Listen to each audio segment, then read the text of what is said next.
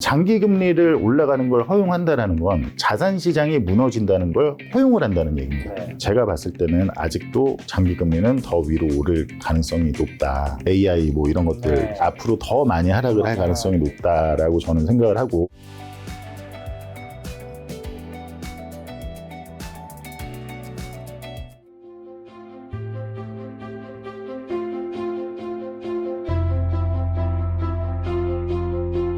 자, 오늘 대표님께서 김작가TV에 먼저 좀 출연 요청을 주셔가지고 바로 이제 촬영을 잡았는데, 아마 그 이유가 최근 시장이 좀 조정을 받고 있는데 그 이유에 대해서 좀 말씀해 주시려고 하신 것 같은데, 오늘 이야기가 시장의 뉴 캡틴인가요? 네네. 자, 어떤 이야기인가요? 한번 시작해 볼까요? PPT 간단히 가져온 걸 보기 전에 제가 지난번에 왔을 때 이제 그 장기채 공급이 늘어날 거다. 그 1월 말에 있던 QRA에서 이제 굉장히 그때 사실 저희가 QRA 이제 국채 발행하기 직전에 그때 촬영을 했잖아요. 그래서 이제 QRA가 굉장히 중요하다라고 말씀을 드렸는데, 그게 쉽게 말하면 재무부가 이제 앞으로 빚을 내기 위해서 국채를 발행할 때 어떤 만기의 국채들을 이제 발행을 할 것이냐, 이렇게 하겠다라고 이제 발표를 하는 건데, 그때 제가 말씀드렸던 게 이제 장기물 공급이 많이 늘어나면 쉽게 말하면 굉장히 주식시장에는 안 좋을 수 있다라고 말씀을 드렸는데, 실제로 이제 2분기 그때 이제 쿠폰물, 장기물, 중장기물 공급이 굉장히 많이 늘었어요. 근데 그게 이제 그때 1월 말이나 2월 초에 한 QRA는 그러니까 2월에 해당하는 국채 발행이었거든요. 지금이 이제 4월 이제 2분기 들어와서 이제 주식시장이 크게 하락을, 뭐 크다고까지는 말을 할 수가 없지만 의미 있는 이제 좀 하락을 하고 있는데, 지금 이제 그만큼 중요한 이제 3분기에 대한 다가오는 이제 7, 8, 9월에 대한 이제 QRA가 또 이제 저희가 공교롭게 이제 제가 그래서 이제 말씀을 드린 건데, 당장 이제 5월 1일에 이제 있을 예정이다. 4월 29일에 처음에 이제 총액 얼마를 그 국채를 발행할지 발표를 하고, 그리고 5월 1일에 세부 이제 만기별 이제 국채 발행을 할 예정이다. 그래서 이게 이제 한 분기에 한 번씩 이제 발표를 하는 주제인데, 분기에 한 번씩 어떻게 국채를 얼마만큼 발행할 거고, 어떤 만기별로 발행을 할 거다. 근데 이제 이게 굉장히 중요한 사안이라 어쩔 때는 그 발표만으로 바로 즉시 시장이 그거에 따라서 움직이기도 하고, 그게 이제 작년 3분기 23년 8, 9, 10월에 조정이 있었잖아요. 그때는 발표를 하자마자 바로 움직였고, 이번에도 발표를 하고 바로 움직일 줄 알았더니 이번에는 그렇지는 않았고, 2분기가 실제 들어서 이제 국채를 발행할 때마다 국채 입찰을 하잖아요. 입찰을 할 때마다 시장에 충격이 오더라고요. 이제 계속 테일이 나는 거죠. 그러니까 너무 공급이 많다 보니까 그걸 흡수해줄 주체가 없으니까 장기금리는 더 자꾸 올라가고, 이게 뭐 당장 어떻게 그 즉시 발현된다, 아니면 뭐 실제 그 분기에 들어서서 발현된다까지는 알긴 어려우나 굉장히 중요한 주제고, 그거를 지금 앞두고 있다라는 말씀을 드리려고 왔습니다. 지금 이제 많은 분들이 요 흰색 선 같은 경우가 이제 Financial Condition Index라고 아실 텐데, 이제 금융 환경이 얼마나 이완돼 있냐 아니면 긴축돼 있냐를 보여주는 건데요. 1970년부터 지금 현재까지를 나타내는 겁니다. 근데 Financial Condition Index라고 하면 뭐 주식 가격도 포함되고 뭐 여러 가지 뭐 금리 뭐 여러 가지 좀 그 금융 상황이 포함이 되는데, 지금 보시면 이제 많은 분들이 23년에 리세션을 얘기했지만 2008년 같은 경우 이렇게 금융 환경이 긴축이 됐죠. 전형적인 리세션이 나왔을 때는. 반대로 1970년대 우리가 아는 이제 굉장한 스태그플레이션 이럴 때도 이렇게 긴축이 됐고. 근데 현재는 이게 낮다라는 건 굉장히 금융 환경이 이제 이완돼 있다라는 얘기거든요. 그래서 이렇게 낮은 수준이다. 도대체 왜 그럴까? 왜냐하면 연준은 계속 금리를 올렸잖아요. 기준금리를. 보시면은 이제 미국의 CPI 같은 요 주황색은 이제 미국 CPI, 물가 소비자 물가 지수 전년비 수치인데, 보통 이런 수치들이 물가가 이렇게 오를 때 좀 긴축되는 경향이 있죠. 왜냐하면 물가가 오르면 연준이 기준금리를 인상을 하니까. 그죠? 위로 올라가는 게 긴축인 거죠? 네네. 이 흰색 선이 위로 올라간 게 굉장히 금융환경이 긴축적이다라는 얘기입니다. 보통 이럴 때 무조건 리세션이 발생하고요. 물가가 올라가는 와중에도 리세션이 발생했죠. 70년대에는. 반대로 이제 2008년 같은 경우도 이렇게 이때는 물가가 올라가려고 하다가 리세션이 터지면서 바로 이제 디플레이션이 왔는데, 어쨌든 간에 물가라는 거는 인플레이션은 굉장히 좀 중요한 요소다. 이런 금융 환경에. 왜? 당연히 물가가 올라가면 연준은 긴축을 하겠다라고 하니까. 근데 어쨌든 작년까지 지금 연준이 제로에 있던 금리를 5.5까지 올렸잖아요. 그러니 많은 분들은 더더욱 특히 또 많은 좀 한국의 전문가분들이 장기채를 사야 된다. 금리가 떨어질 거다. 결국에 이런 전형적인 리세션이 올 거다라고 해서 장기채를 권유를 했는데, 그럼에도 불구하고 지금 장기금리가 안 내려가고 있죠. 반대로 장기금리는 계속 올라가고 있죠. 어쨌든 지금 이렇게 파이낸셜 컨디션 인덱스가 이렇게 내려와 있다는 건 굉장히 여기 이렇게 물가가 올라왔는데도 이상하게 다른 때와 다르게 굉장히 금융 환경이 이완돼 있다는 얘기죠. 22년을 보시면 굉장히 올라와 있잖아요, 물가가. 뭐 2008년, 70년대와 유일하게 비교할 수 있을 정도로 올라와 있는데 파이낸셜 컨디션 인덱스는 굉장히 내려와 있죠. 그럼 이런 차원이 이게 왜 발생하고 있을까? 우리가 앞으로 걱정해야 될 건 인플레이션일까 디플레이션일까를 한번 생각을 해보도록 하실게요. 이제 기본적으로 금리를 인상하는데 연준이 기준금리를 제로해서 5% 넘게 인상을 했는데도 왜 파이낸셜 컨디션은 저렇게 완화가 됐을까? 하나는 연준이 기준금리를 인상할 때는 기본적으로 장기금리가 같은 방향으로 따라오길 원해서 인상을 하는 겁니다. 왜냐하면 많은 분들이 아는 것과 다르게 보통 우리가 흔히들 얘기하는 이제 금융시장의 이제 자산, 주식이나 부동산, 뭐 채권 이런 것들은 뭐 채권은야 당연히 금리에 완전히 밀접해서 움직이니까 뺀다고 하더라도 주식이나 부동산 등은 다 장기금리와 밀접하게 움직입니다. 그렇기 때문에 이제 그게 충분히 올라줘야 아까 처음에 보여드린 파이낸셜 컨디션 인덱스가 이렇게 크게 올라가는 건데 많은 분들은 이제 기준금리가 5.5까지 올라가는 게 이제 충분했다라고들 생각을 했어요. 다만 장기금리가 그에 맞게 충분히 올라주지 않았고 첫째, 제가 봤을 때는 제로에서 5.5까지 올라가는 과정이 뭐 지난 20년, 30년 동안 가장 큰 긴축이었다라고들 많이 얘기했지만 사실 그렇게 치면 이번에 팬데믹 때 있었던 양적 완화와 이제 재정 정책이 결합이 된 거는 지난 뭐 50년, 뭐 100년 만에 가장 큰 규모의 재정 정책까지 결합한 신개념의 이제 유동성 완화 정책이었거든요. 그러니까 어떻게 보면 지난 30년 중에 지난 20년 중에 가장 큰 긴축과 상관없이 그 애초에 통화량이 제가 처음에 출연했을 때 통화량에 대해서 설명을 드렸는데 그런 인플레이션은 항상 언제나 어디서나 화폐적 현상이다라는 말을 우리가 생각을 한다면 지난 사실 팬데믹 때는 지난 거의 한 50년, 70년 중에 가장 큰 부양책이 이루어진 시기다. 그러니 충분히 금리 자체가 그렇게 긴축적이지 않은 수준이었다. 특히 장기금리가 이제 많은 분들이 특히 23년에 전형적인 리세션을 우려를 하다 보니까 장기금리가 너무 크게 역전이 돼 있던 거죠. 기준금리가 이렇게 있는데 장기금리는 한참 23년 상반기에는 특히 3%까지 내려갔었거든요.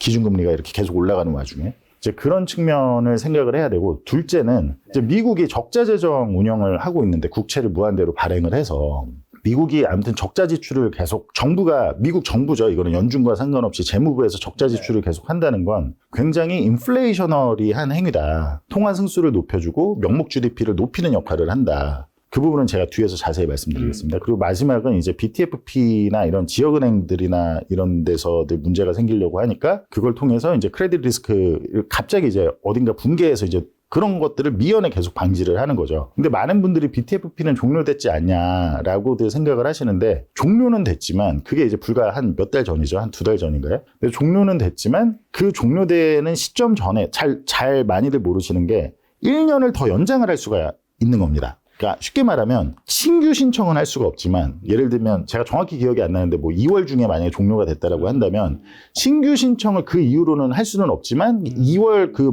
종료일 전까지 연장 신청을 한 곳들에서는 그렇게 되는 겁니다. 그러니까 그런 측면에 대해서 많은 분들이 생각을 하셔야 될 거다. 과연 우리가 앞두고 있는 이제 위기가 정말 현금이 없어서 시장이 부러지는 그런 위기가 당장 올 것이냐에 대한 생각을 하셔야 될 거고, 이제 그 부분에 대해서 제가 좀 더 설명을 하겠습니다. 네. 이게 보시면은 굉장히 기본적인 차트인데, 요 흰색 선이 미국의 10년 금리고, 빨간 선이 미국의 기준 금리죠. 근데 보시면 보통 이제 금리를 이렇게 급격하게 인플레이션 때문에 올릴 때, 인상할 때는 장기 금리가 보통 기준 금리와 역전 현상이 발생합니다. 왜냐면 기준금리를 급하게 올리다 보니 당연히 사람들은 리세션을 생각을 하게 되고, 그럼 그런 모습 딴에서는 70년대와 별로 다를 게 없죠. 똑같이 빨간색이 흰색보다 더 위에 있죠. 기준금리가. 그러면 이 정도면 충분히 이게 2008년처럼 전형적인 리세션으로 해서 이제 크레딧 침체가 오지 않겠느냐라고 이제 많은 분들이 생각을 했던 건데, 이 부분 보시면 여기가 이제 2008년이거든요. 리세션 전에. 그럼 여기서도 이 정도 올렸으니까 바로 오지 않겠냐라고 생각했던 건데 지금 안 오고 있는 거죠. 그 말은 이게 뭔가가 긴축이 덜 되고 있다라는 얘기인데, 사실은 그 원인은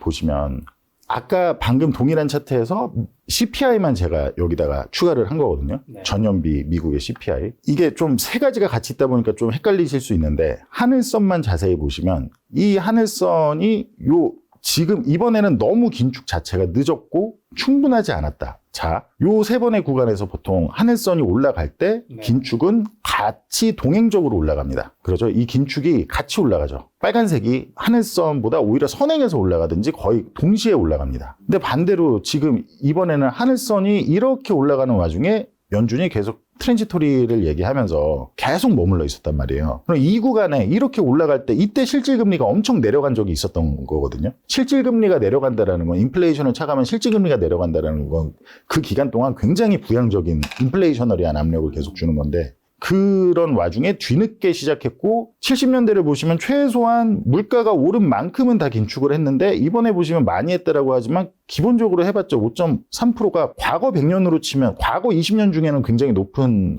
금리일 수는 있어도 과거 70년이나 뭐 이렇게 봤을 때는 그다지 긴축적인 상황이 아니다. 그럼에도 불구하고 이렇게 가다 보니 여기서 정말로 인플레이션이 일단은 이런 식으로 올라갔다가 내려가는 이런 구간이 제대로 있기 위해서는 튀지 않고 다시 내려가기 위해서는 장기 금리가 흰색 선이 빨간색 선 기준금리 위로 한참 올라가 줘야 된다. 그거를 정부가 허용을 해줘야 된다. 미국 정부든 미국 연준이. 다만 장기 금리를 올라가는 걸 허용한다라는 건 자산 시장이 무너진다는 걸 허용을 한다는 얘기입니다. 네. 왜냐하면 장기 금리가 상승하면 주식 시장에 멀티플에 굉장히 큰 영향을 끼치기 때문에 지금 그래서 일어나는 과정이 제가 지난번에 출연했을 때도 장기금리가 하락하면서 나타나는 위기가 아니라 상승하면서 나타나는 위기일 거다. 시장에 일단 웰스 이펙트가 빠져야 되는데 웰스 이펙트가 빠지게 하는 원동력은 일단은 장기금리의 상승일 거다를 제가 말씀을 드린 바 있는데요. 네. 그게 지금 실현되는 과정이라고 저는 보고 있고 네. 앞으로도 이게 더 좀 지속될 여지가 있다. 그래서 이제 많은 분들이 이제 전형적인 위기를 생각하시고 이제 장기채를 많이 사셨는데 제가 봤을 때는 아직도 장기금리는 더 위로 오를 가능성이 높다라는 거를 말씀드리겠습니다. 네. 자, 그럼 지금 위기의 조짐이 있다라는 거잖아요. 그쵸, 맞습니다. 네네. 네. 그럼 이게 앞으로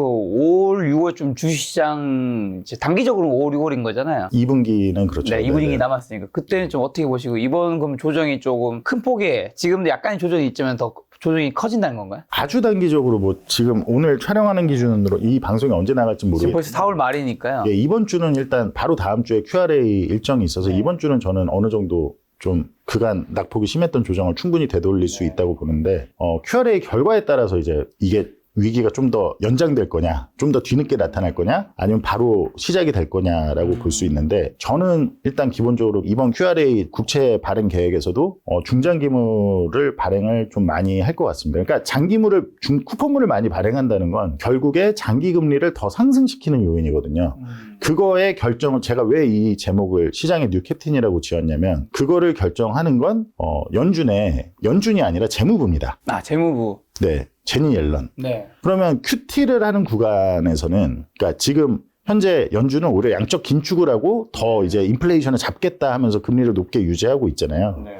근데 그런 구간에서는 연준이 아니라 새로운 대장은 사실은 재무부입니다. 왜냐하면 QT를 한다는 건 연준이 지금까지 2008년 이후로 양적 완화를 하고 계속 돈 풀어서 사들였던 장기 국채를 이제 다시 시장에 파는 거잖아요. 네. 뭐 쉽게 말하면. 다만 그렇게 해서 이제 장기물의 공급이 이제 시장에 자연적으로 늘어날 수가 있기 때문에 반대로 연준이 장기물을 아예 예를 들어서 발행을 안 한다고 쳐볼게요. 그러면 시장은 수요 공급의 논리에 따라 누군가는 어쨌든 장기채를 사야 되는 그 수요가 있거든요. 네. 근데 장기채를 시장에 신규 공급이 없다 보면은 발행을 안 하면 장기 금리는 하락을 할 수 있겠죠. 근데 하락을 하면 아까 제가 지난번 출연했을 때도 자세히 말씀드렸는데 이 부분은 혹시 이게 이해가 안 되시는 분들은 지난번 거를 보시면은 제가 출연했을 때 이해가 잘 풀버전 링크 달아놓겠습니다. 그거 보시면 이해가 잘 되실 텐데 장기 금리가 하락을 하면 시장에 지금 현재 이렇게 유동성이 많은 상황에선 장기 금리가 하락을 하면 양적 완화를 하는 것과 동일한 효과를 줍니다. 시장의 멀티플이 올라갑니다. 멀티플이라는 거는 P잖아요. 네. 주식은 어닝이 있고 기업이 얼마를 벌어들이느냐가 있고 그거에 몇 배로 거래되느냐 이제 멀티플 P가 있잖아요. 그 P가 이제 이렇게 유동성이 많을 때 장기 금리가 떨어지면 뭐 엔비디아로 쳐볼게요. 엔비디아가 PE가 멀티플이 뭐 원래 30배, 20배였던 게 100배까지 오를 수 있고. 그러니까 장기 금리가 더 낮은 수익을 제공을 하기 때문에 주식 투자자 입장에서는 유동성이 많은데 어딘가에 파킹을 해놔야 되는데 가장 그 중심이 되는 장기 금리가 낮게 조작이 된다면 그거보다 조금만 더 주는 주식이나 부동산에 투자들을 하게 되는 거죠. 유동성이 많은 상황에서. 그렇게 이해를 하시면 되고, 반대로 이제 장기 금리가 이렇게 유동성이 많은 상황에서 생기는 위기는 어쨌든 웨스 이펙트가 먼저 내려가야 되거든요. 제가 말하는 웨스 이펙트라는 건 주식이나 부동산 등의 가격이 내려가야, 그래야 사람들이 자기가 페이퍼상으로 와 주식 가격이 많이 올랐구나, 부동산 가격이 많이 올랐구나라고 생각해서 그거 믿고 물가가 올라도 그걸 담보로 계속 지출하던 거를 가격이 내려가야 지출을 안 하고 소비를 덜 하게 되겠죠. 저축으로 유도가 되고, 그래야 가격이 내려가야 이제 사람들이 소비를 덜 하게 되면서 인플레이션이 좀 잡히는 그런 구간이 생기는 건데, 지금은 일단 웰스 이펙트가 너무 높다 보니까 그런 구간이 발생을 안 하고 있는 거죠. 그러면 이런 상황에서는 사실은 금리가 충분히 해결을 해줬어야 되는데 연준이 그 잡을 제대로 하지 못했다. 그럼 결국에는 이제는 장기 금리를 오르게 허용을 할 것이냐, 결국에 인플레 압력이 지속되고 계속, 제가 지난번에 노랜딩 이제 하드라고 얘기를 했잖아요. 노랜딩스러운 지표가 계속 나올 거다. 왜냐면 재무부가 계속 돈을 쓰고 있으니까, 지출을. 다만 그건 결국 장기 금리를 높게 인플레이셔너리한 환경이기 때문에 장기금리를 결국 높게 해서 장기금리가 크게 상승하면서 시장의 웰스 이펙트를 낮추고, 그러면서 웰스 이펙트가 낮아져야 그때 이제 많은 분들이 생각했던 그런 전형적인 리세션이 올 거다라고 말씀드렸는데, 그게 왜냐면 어쨌든 이번에 유동성을 푼 건 너무 막대했는데 많은 분들이 좀 제가 봤을 때는 화폐 착각을 했다. 그러니까 지난 20년 중에 제일 강한 긴축이었어도 의미가 없거든요. 왜냐하면 이번에 유동성 지출은 지난 100년, 70년 중에 가장 큰 유동성 지출이 공급이었기 때문에 이제 그런 차원으로 생각을 하시면 되고, 어쨌든 그래서 우리가 지금 당장의 경계를 해야 될 거는 장기금리의 상승이다, 하락이 아니라. 만약에 근데 이번 QRA에서 제니 옐런이 장기물 공급을 다시 줄이겠다라고 해서 단기채를 뭐 많이 발행을 한다든지, 이렇게 되면 장기물의 쿠폰이라는 건 중장기물을 얘기를 하거든요. 그럼 중장기물의 공급이 줄어들기 때문에 말씀드렸듯이, 다만 누군가는 매년 반복적으로 사야 되는 주체가 있거든요. 그럼 그 주체들 입장에서는 시장에 공급이 적어지면 일단은 공급이 아예 없다, 장기물이나 쿠폰물이 없다라고 한다면 이거는 유사 양적 완화와 굉장히 유사 양적 완화인 거죠. 양적 완화라는 게 보통 돈을 찍어서 장기물 국채를 사줘서 장기금리를 인위적으로 낮추는 거잖아요. 그걸 통해서 풀린 유동성이 갈 곳이 없으니 그나마 조금 더 장기금리, 왜냐면 국채라는 거는 만기까지 기다리면 어쨌든 원금이 보장되는 자산이니까 그거보다 조금 더 높은 리스크 프리미엄을 제공하는 주식이나 부동산에 계속 돈이 들어가는 거죠. 그게 이제 2008년 이후부터 팬데믹 이전까지의 모습이거든요. 근데 팬데믹 이후에는 양적 완화뿐만 아니라 재정 정책까지 결합이 된 거죠. 재정 정책이라는 거는 말 그대로 정부에서 직접적으로 돈을 쓰는데 심지어 그거를 개인들의 주머니에 다 꽂아줬잖아요. 그렇게 되면 이게 어떻게 되냐면, 과거에 2008년에서 2020년까지는 연준이 양적 완화를 통해서 유동성을 풀더라도 리테일 단 은행에서 대출이 많이 안 나갔습니다. 그러니까 상업은행에서 결국에 대출이 많이 나가줘서 많은 이들한테 소진이 돼야 이게 통화 승수를 높이고 소비자 물가, 자산 인플레이션뿐만 아니라 소비자 물가 인플레까지 발현이 되거든요. 근데 이제 팬데믹 이후에는 그걸 양적 완화 플러스 정부가 이제 미국 정부가 지금 계속 주도를 하고 있는 거예요. 그럼 정부의 재정 지출로 통해서 이제 굉장히 많은 유동성이 아주 다수의 사람들에게 뿌려지기 때문에 이거는 굉장히 통화 승수를 높이고 굉장히 인플레이셔너리한 환경이라는 거를 저는 계속 말씀을 드리고 있는 거거든요, 사실은. 그 부분에 대해서 조금 내용이 처음 접하시면 어려울 수 있지만 이 부분을 인지하시고, 그럼 많은 사람들한테 돈이 뿌려졌으니까 와, 이거는 오히려 주식시장이 좋은 거 아니야? 라고 생각하실 수 있는데, 사실은 자, 이렇게 생각해 볼게요. 만약에 똑같은 1조인데 1조를 한 명한테, 김 작가님 한 명한테 나라에서 준 거예요. 너무, 그쵸. 그만하도록 하겠습니다. 그냥 자산운용에서 몇 개 좀 사면 될 것 같은데, 내가. 요거까지는 하시고 그만하시죠. 네. 예를 들어서 그렇게 생각을 할 수가, 만약 한 명한테 했다와 반대로 이제 5천만 명 국민한테 전부 다 뿌렸다. 그럼 얼마 안 되겠죠. 한다면 얼마 안 되잖아요, 그 1조가. 그러면 한 명한테 했으면 소비를 할 수 있는 여력이 굉장히 적죠. 적으니 그 한 명은 꼴랑 쓰고 남은 거를 다 어딘가에 파킹을 해놔야 될 거예요. 투자하거나 뭐 하겠죠. 그렇죠. 근데 그 투자할 때 잣대가 팬데믹 이전까지는 기준금리는 제로였고 연준이 돈 찍어서 장기금리를 일부러 인위적으로 계속 하락시키니까 제가 전에 처음 출연했을 때도 말씀드렸는데 주식과 부동산은 듀레이션이 긴 자산이다. 그러니 단기가 아니라 장기금리와 비교를 해야 된다. 그럼 장기 금리보다 조금 더 기대 수익률이 높을 수 있는 일드 자산들의 파킹이 되는 거거든요. 주식이나 부동산에. 근데 반대로 20년 이후에는 재정 정책이 엄청 결합을 하면서, 그러니까 중앙은행이 아니라 이제 미국의 재무부가 직접 결합을 하면서, 근데 재무부라는 곳은 굉장히 정치적인 집단이잖아요. 그러면서 모든 사람들한테 돈을 꽂아준 거예요. 지금은 꽂아주고 있진 않지만, 제가 이따가 설명을 드릴 건데, 꽂아주고 있진 않지만 지금도 똑같은 행위를 사실은 하고 있는 거거든요. 그 부분은 그러면 많은 5천만 명한테 들어간다면 그걸 주식에 쓸까요? 아니면 생활비로 쓰겠죠. 생활비로 그냥 쓰게 되죠. 큰 돈이 아닌데. 그러면 이거는 많은 분들이 기대하는 자산 인플레이션이 아니라 소비자 물가 인플레이션을 하이어 폴 롱거하게 가는 행위고, 그렇게 되면 지금 시장은 장기금리 같은 경우는 다들 올해야 이제 다시 오르고 있고 하지만 23년 상반기 같은 경우에는 다들 전형적인 리세션이 와서 장기금리가 다시 뭐 1%까지 내려갈 거야. 기준금리도 다시 제로로 내려갈 거야. 뭐 이런 식의 그거를 다들 기대하고 있던 프라이싱이 있기 때문에 단기금리가 많이 올라가도 장기금리가 이렇게 낮게 유지가 됐던 건데, 인플레이션이 점점 하이어 폴 롱거구나. 오래 가는구나를 이제 시장이 느끼기 시작을 하기 때문에 지금 장기금리가 계속 오르고 있는 거거든요. 이걸 굉장히 주의를 하셔야 된다. 이걸 통해서 장기금리가 오르면 제가 아까 말씀드렸듯이 주변의 주식이나 부동산은 더 많은 부동산 가격이, 만약에 김 작가님이 투자를 하셨는데 장기금리보다는 더 많은 월세가 연으로 나와야 될 거 아니에요. 그렇죠. 인플레이션이 장기화되면 실질 소득이나 뭐 수익은 한참 떨어질 수는 있겠으나, 어쨌든 명목상으로는 만기까지 기다리면 장기국채라는 거는 원금을 보장해주는 자산이잖아요. 근데 부동산 같은 경우는 원금이 보장이 안 되는데 당연히 장기금리보다는 최소한 얼마 정도의 더 높은 수익률을 줘야 되거든요. 근데 팬데믹 이전까지 2020년 뭐 이럴 때까지는 테헤란로에 한 3% 정도의 수익률만 준다고 하면 부동산 자산운용사들이 줄을 섰습니다. 건물주한테. 우리가 사겠다고. 그럼 매크로에 대한 인플레이션에 대한 어떤 걱정을 전혀 하지 않았던 거예요. 근데 인플레이션이 장기화와 하이어 폴 롱고라는 걸 시장이 깨닫는 순간 장기금리는 연준이 정하는 게 아니라 시장금리이기 때문에 장기금리가 오르게 된다면, 자, 2020년 이전에는 장기금리가 1%밖에 안 됐기 때문에 부동산이 3% 정도 주면 아주 좋은 부동산이었거든요. 근데 지금은 장기금리가 4.5%예요. 근데 이게 만약에 더 상승하거나 최소한 4%대로 하이어 폴 온 거겠구나 라고 한다면 부동산의 월세 수익은 연으로 환산했을 때 7%는 나와줘야 되지 않을까요? 그렇죠. 제 생각에 6에서 7% 정도? 그렇게 되면 그게 되려면 가격이 확 하락하거나 부동산의 가격이, 아니면 부동산의 임대에서 들어간 많은 회사들이 정말 실질 소득이 엄청 늘어서, 경제가 엄청 빨리 늘어서 월세를 확 올려도 2배 이상, 2배 가까이 올려도 되는 상황이거나 둘 중에 하나입니다. 근데 다만 인플레이션이 하이어 폴 온 거라는 건 성장이 사실은